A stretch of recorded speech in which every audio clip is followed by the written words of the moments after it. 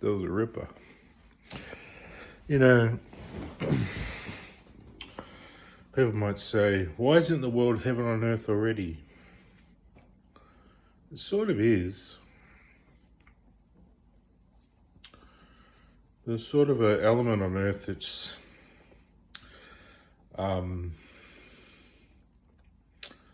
influences part of the world to sort of be corrupt. So it doesn't make heaven on earth for everyone. It's sort of, there's an element of corruption which is sort of prevalent. So that heaven on earth, it's there, but it's kind of like an infant. It's just sitting there waiting to be found. It's sort of just in its infancy. So I'll put this up here. Well, I'll put my socks on. So some people might be thinking, I'm living heaven on earth.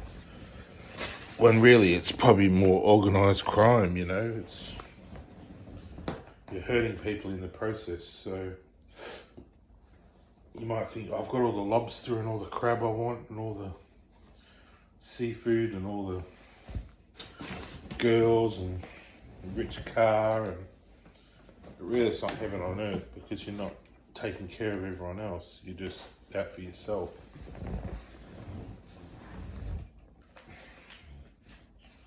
And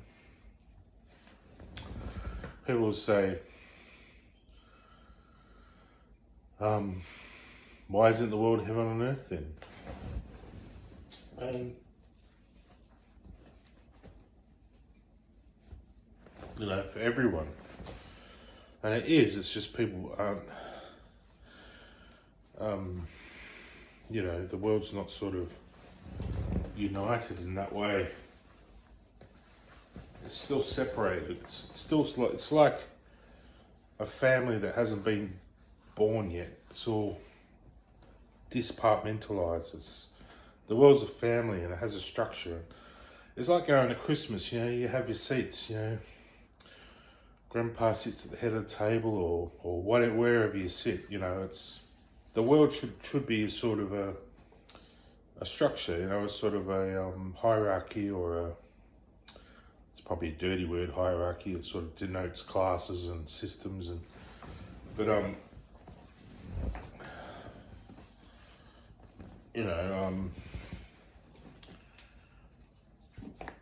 we probably think, we don't want systems, we don't want hierarchies, we don't want control, but that's just what you come back home to, You can always go anywhere you want, do anything you want, but it's nice to have that base to come back to, that structure, that family, that home, That's what heaven on earth is, your home, you sort of come back to. So when there's corruption, everything's out of whack and no one can find their proper home and everyone's homeless and no one's getting the money in they need and the work's not there, and there's something wrong, you see. That's why heaven on earth is there, but it can't be all it wants to be. And it's because we're too careful that something might go wrong, And then of course there's people wanting too much. Say for example, someone's fantasy. I'll try not to say sexual one. I'll think of something different. Say someone's fantasy is to take their boyfriend riding on their horse, across a paddock and have a romantic sort of Man from Snow River moment up on the mountains, and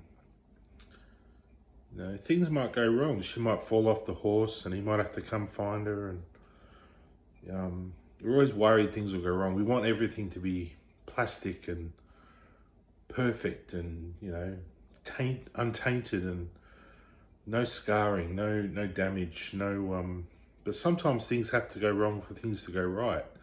Sometimes there has to be a catalyst for there to be a solution, and that's part of a story. So, and heaven is a story. So, I mean, I could come up with the example of, you know, the horny nurse in the hospital's fantasy to play around with some young boy and has an erection in bed, but, you know, and if he hasn't skinned his knee, how's he going to go to hospital, you know? So that was my other example, but I know people get annoyed at all sexual sort of examples, but yeah, the other one's nice, I think, you know, just rescuing a girl, might be lost in the bush and you find her on your horse, and heaven on earth, God's Spirit helps that process for him to find her. And, you know, I don't think a guy wandering around the bush would find his sweetheart if God didn't intervene a little bit and help him and show some signs or signals, or a bird flowed down and you sort of follow the bird or whatever. That's sort of how heaven on earth works a little bit.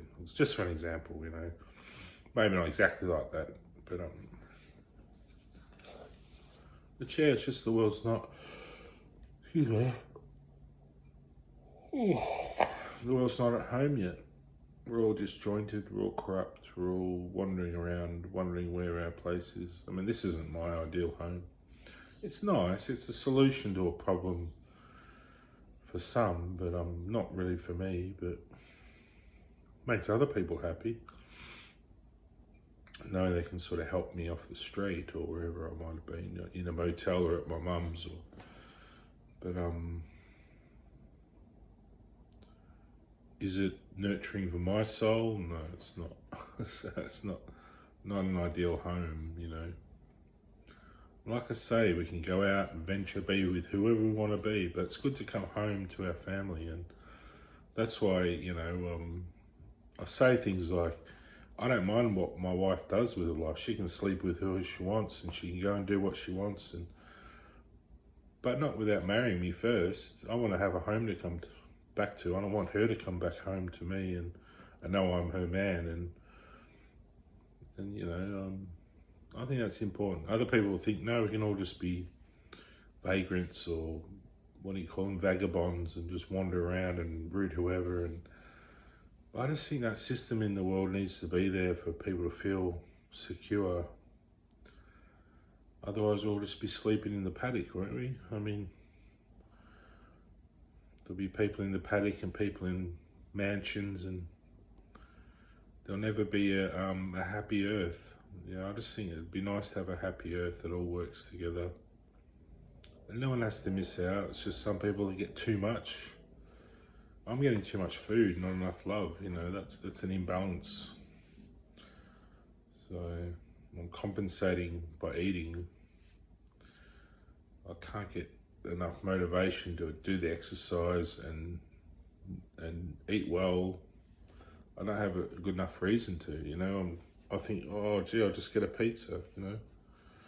Whereas if I had a wife, I'd be thinking of her as well and thinking what's good for us. So I'll get a salad and whatever, you know. Anyway, it's just my 2 cents. I'm in heaven on earth already. I'm waiting for my wife. Not in this spot, but wherever I meet her. I might meet her in America. I might become an inventor, a scientist, a filmmaker, or whatever. Whatever helps me to get to her, to find her, is good too, you know. But heaven on earth they'll say I'll have to wait, you know. It does, I suppose. I was ready since I was born to meet my wife. I was a young boy and fall in love, and whoever she is, I think I've probably got a million girls out there probably I could choose from. If it's a suitable wife that could make a good companion to me, but that's just what I think. Maybe it's not right, but I don't think we go through life just loving one person. I think we love as many as we can, but maybe we commit to one person for our family life, you know. Anyway, I'd like 100 Barbies in my whole community and live in a mansion and have a sprawling gardens. I think that's just what I deserve for the amount that I contribute to the world. And for now, and then I'd love to just be able to have my own space station one day and have all my whole posse of people and everything working with me on my own space station, and maybe because of my theories on Saturn, have my space station on Saturn, and everyone else can have theirs. Elon can have his, and everyone else, and or we can share each other's or whatever, or visit. Or I think that's a new way of doing things. Having a big family, all working together, and having your own space station one day. But hopefully something comes together eventually. I may look a bit like I'm aging, but I don't feel like I am. So I feel a bit tatty, but I think under it all, I'm just a bit neglected, but not in a bad way. Just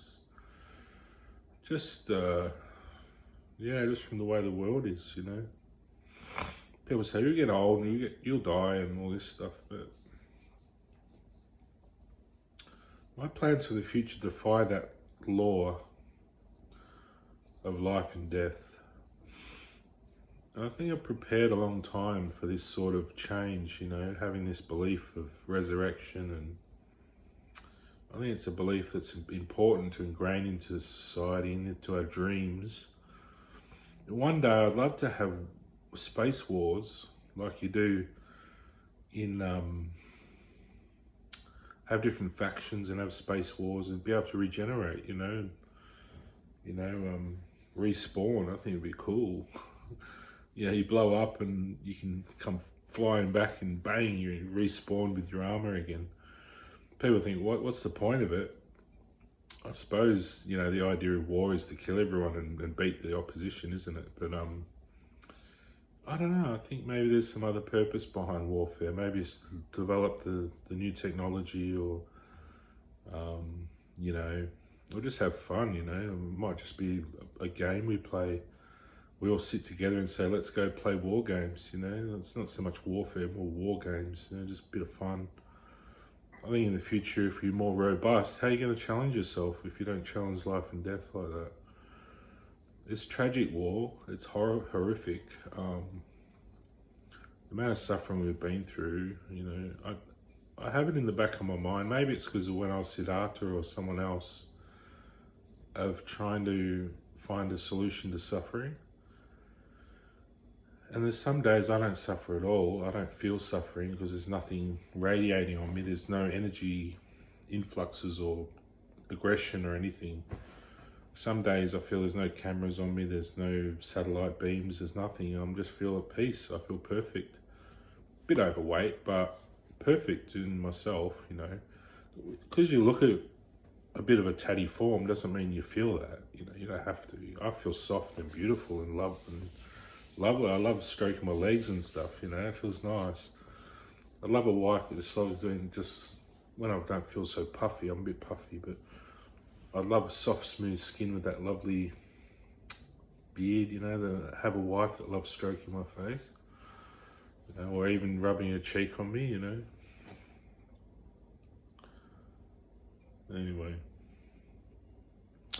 From Sarge, or who's that one in Warhammer, the Chaos leader. That's how I think I am sometimes. The leader of the Marines or the Chaos or the one of those. That'd be cool to get battling like that one day. I mean, I'm talking a million years in the future, not tomorrow. After we learn how to Superman and then respawn and everything, I think Superman probably goes through his phantom zone to respawn, and after a while it just becomes so natural. It's just like going through a birth cycle, but using the universe, not your mother, When you think about it, she's just an elemental being that gives birth to a baby in a certain way, but through loss of consciousness, loss of body. I think the Phantom Zone would be cooler, or some other way, system like the Phantom Zone, where maybe you die, become a phantom, but you're still conscious and you still go through that and respawn your body, I don't know. Possibilities, I think, are there. I feel they're there. If I didn't feel it at all, I wouldn't believe in it. But I believe in it because I can feel it. And I feel it because I believe it's there, So it's not fanciful to something in my mind. It's something I can feel in my being, So a little bit of hope for all those fans of those video games. They are for some reason, but It's not to blow up schools, you know. Leave kids alone. But if you have all those sort of problems with video games and guns and stuff, go to a doctor and get some help, you know. There's people who care for you, and if they don't help you, look for someone else who will. So there'll be someone out there who can help you. So don't give up.